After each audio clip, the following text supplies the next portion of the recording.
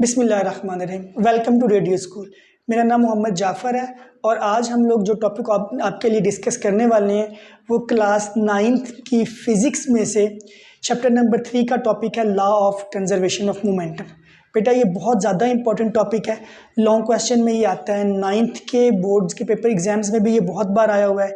इसके अलावा हम लोग इसको फर्स्ट ईयर में भी जो है ना दोबारा से बच्चों को करवाते हैं, तो इसलिए यहाँ से भी आप इसकी सिग्निफिकेंस का अंदाज़ा कर सकते हैं। बेटा लॉ ऑफ कंजर्वेशन मोमेंटम को डिस्कस करने से पहले एक टर्म जो मैं आपसे डिस्कस करना चाहता हूँ वो है आइसोलेटेड सिस्टम। बेटा आइसोलेटेड का मतलब होता है अकेला तन्हा, और सिस्टम का मतलब आपको पता है सिस्टम ही हम लोग लेंगे। तो एक ऐसा सिस्टम जिस पर एक्सटर्नल कोई फोर्स एक्ट ना कर रही हो उसको हम लोग आइसोलेटेड सिस्टम बोलते हैं। The system in which no external force acts is called an isolated system. जब हम लोग law of conservation of momentum की बात करते हैं तो इसके लिए शर्त है कि वो जो सिस्टम है वो क्या होना चाहिए, वो आइसोलेटेड होना चाहिए। बेटा law of conservation of momentum को हम लोग ऐसे डिफाइन करते हैं कि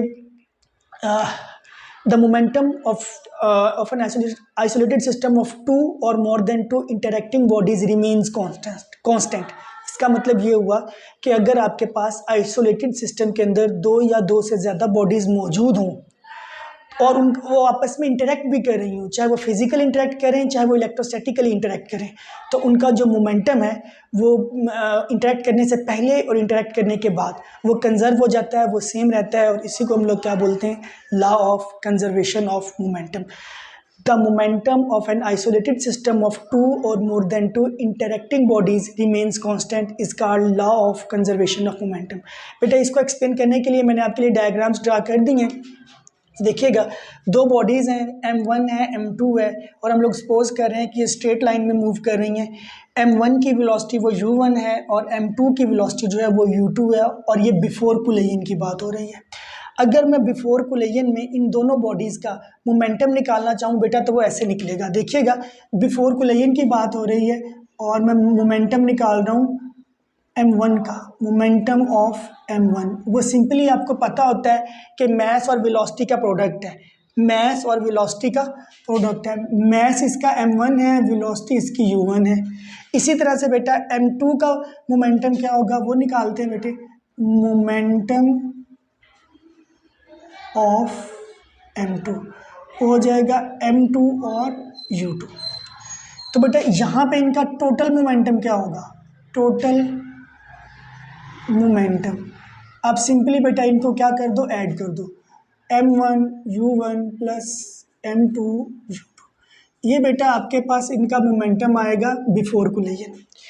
हम लोगों ने शुरू में ये एज्यूम कर लिया था कि दोनों बॉडीज़ जो हैं वो एक ही डायरेक्शन में स्ट्रेट लाइन में मूव कर रही हैं। फर्दर ये कि वेलोसिटी ऑफ m1 जो है वो ज़्यादा है किसकी निस्बत, m2 की निस्बत। तो थोड़ी देर के बाद m1 जो है वो इसके साथ क्या कर जाएगा, कोलाइड कर जाएगा, हिट कर जाएगा।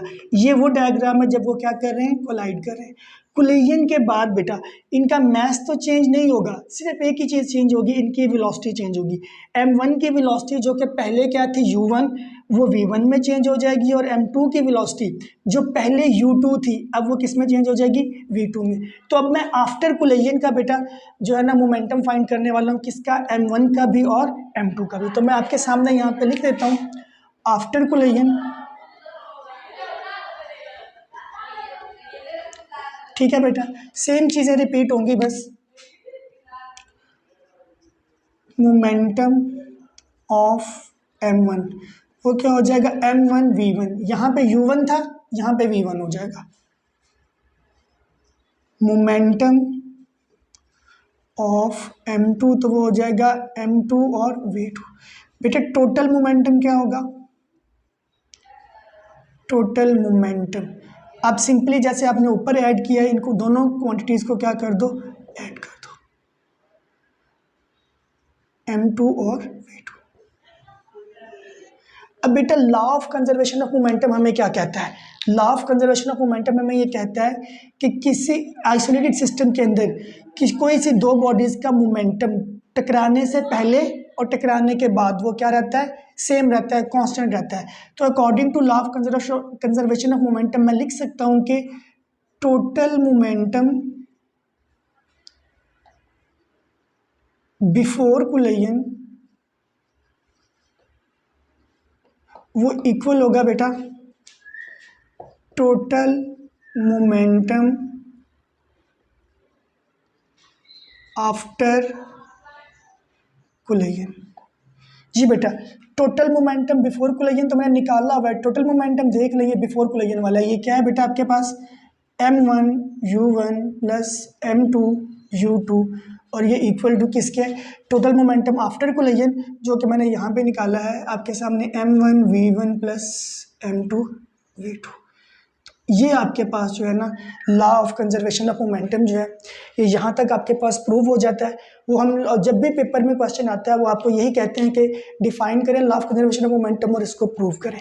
समटाइम्स बेटा वो ऐसा भी होता है, समटाइम्स ऐसा भी होता है कि वो आपको कहते हैं कि डिफाइन करें law of conservation of momentum और इसको एक्सप्लेन करें with the help of a gun and bullet. बेटा गन एंड बुलेट जो है ना वो बहुत ही अच्छी एप्लीकेशन है law of conservation of momentum की। उसको जब एक्सप्लेन किया गया तो वो इस तरह से एक्सप्लेन किया गया कि जब हम लोगों ने गन जो है वो फायर नहीं की है तो जाहिर सी बात है जो उसके अंदर बुलेट है वो रेस्ट में है, और गन भी जो है वो रेस्ट में है, क्योंकि वो मूव नहीं करी, वो हम फर्ज करें हमने हाथ में पकड़ी हुई है, तो बुलेट का मोमेंटम भी क्या हो जाएगा, ज़ीरो। क्यों? क्योंकि उसकी वेलोसिटी ज़ीरो है। और गन का मोमेंटम भी क्या होगा, ज़ीरो होगा। क्यों? क्योंकि उसकी वेलोसिटी भी क्या है, ज़ीरो है। मैं रिपीट कर रहा हूँ बेटा कि गन को फायर करने से पहले दो चीज़ें हैं, बुलेट है और गन है, दोनों की वेलोसिटी ज़ीरो है, जिसकी वजह से उसका मोमेंटम भी क्या होता है, zero. So total initial momentum before firing the gun is zero. किसका?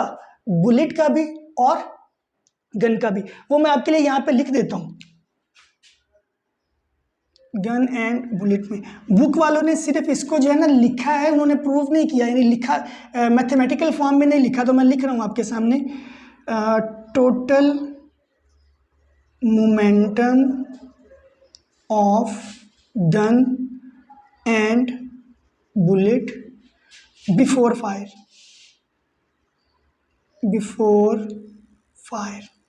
वो बेटा आपके पास ज़ीरो है। अब हम सपोज क्या लेते हैं कि गन का मैस जो है वो कैपिटल एम है और गन की वेलोसिटी जो है वो कैपिटल वी है। सिमिलरली बुलेट का जो मैस है वो स्मॉल एम से शो किया है और बुलेट की जो वेलोसिटी है वो हमने स्मॉल वी से शो की है। तो जब हम लोग गन क्या करेंगे, फायर करेंगे, तो बुलेट जो है वो गन में से निकलेगी और आगे की तरफ बढ़ेगी। The bullet shoots out of the gun, और ये आगे की तरफ जाएगी। तो इस मोमेंटम को कंजर्व करने के लिए जो गन है वो किधर को जाएगी, पीछे को जाएगी। क्यों? क्योंकि law of conservation of momentum ये कहता है कि किसी भी इंसिडेंट का पहले का मोमेंटम बाद के मोमेंटम के क्या होना चाहिए, इक्वल होना चाहिए। अगर इसी चीज़ को हम लोग यहाँ पे अप्लाई करें तो चूंकि फायर करने से पहले का मोमेंटम क्या है, वो ज़ीरो है, तो फायर करने के बाद का मोमेंटम भी क्या होना चाहिए, ज़ीरो होना चाहिए। इसीलिए जब हम लोग गन फायर करते हैं तो बुलेट तो आगे को जाती है, तो इसके आगे वाले मोमेंटम को किसी चीज़ ने तो कैंसिल करना है ना, तो उसको कंजर्व करने के लिए आप ऐसे कह सकते हैं कि गन किधर को मूव करती है, पीछे को। तो अगेन क्या होता है, आफ्टर द फायर का मोमेंटम भी, टोटल मोमेंटम भी वो क्या हो जाता है, ज़ीरो हो जाता है, या वो ज़ीरो के इक्वल लाजमी आना चाहिए। अब मैं इस दोनों कंडीशंस के ऊपर, गन को फायर करने से पहले का मोमेंटम और गन को फायर करने के बाद का मोमेंटम, इनके ऊपर भी अप्लाई कर रहा हूँ, क्या बोला, law of conservation of momentum. तो देखिएगा total momentum of gun and bullet before fire वो ज़ीरो है, और टोटल मोमेंटम ऑफ गन के लिए मैं सिर्फ जी लिख रहा हूँ और बुलेट के लिए बी लिख रहा हूँ आफ्टर फायर, वो मैं लिख रहा हूँ। पहले टोटल की बात हो रही है चूंकि, तो पहले मैं इसको मैस ऑफ, मैंने बुलेट ले लिया, वेलोसिटी ऑफ बुलेट ले ली, अच्छा जी, मैस ऑफ गन ले लिया और वेलोसिटी ऑफ गन ले ली, मैस ऑफ बुलेट ले लिया और वेलोसिटी ऑफ बुलेट ले लिया। अब हमें ये पता है कि law of conservation of momentum के मुताबिक टोटल मोमेंटम बिफोर फायर और टोटल मोमेंटम आफ्टर फायर, ये दोनों क्या होने चाहिए, इक्वल होने चाहिए। तो मैं यहाँ पे लिख रहा हूँ बिफोर फायर का मोमेंटम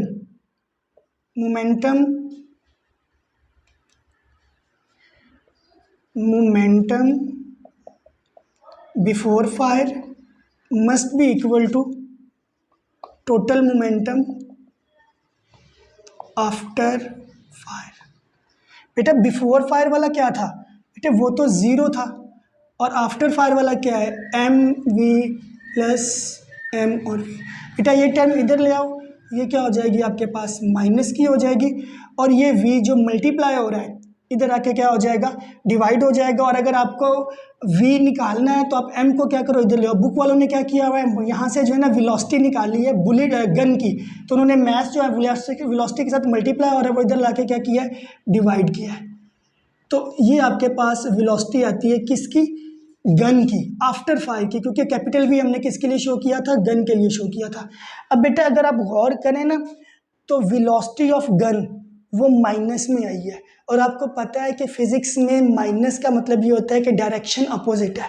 अब सवाल ये पैदा होता है किसके अपोजिट है, तो आंसर ये है कि बुलेट की वेलोसिटी के अपोजिट गन की वेलोसिटी है। मतलब अगर बुलेट आगे को जाएगी तो गन किधर को जाएगी, पीछे को जाएगी। बेटा यहाँ पे 2-3 शॉर्ट क्वेश्चन बड़े इंपॉर्टेंट आते हैं, वो भी मैं आपके साथ डिस्कस कर लेता हूँ।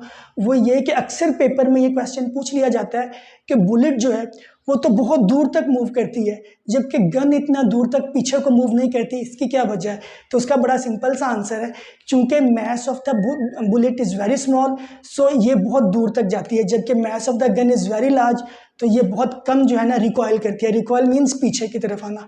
सिमिलरली बेटा एक और यहाँ पे क्वेश्चन आता है, वो ये आता है कि मास ऑफ द बुलेट अगर बहुत कम है तो इसका नुकसान, इसका इम्पैक्ट इतना ज़्यादा क्यों है। उसकी वजह ये है कि इसकी वेलोसिटी बहुत ज़्यादा होती है, और वेलोसिटी और मास बेशक कम है लेकिन इसकी वेलोसिटी बहुत ज़्यादा है, तो इन दोनों का जो प्रोडक्ट है जिसको मोमेंटम कहते हैं, तो बुलेट के पास मोमेंटम बहुत ज़्यादा होता है, जिसकी वजह से उसका इम्पैक्ट भी क्या होता है, बहुत ज़्यादा होता है।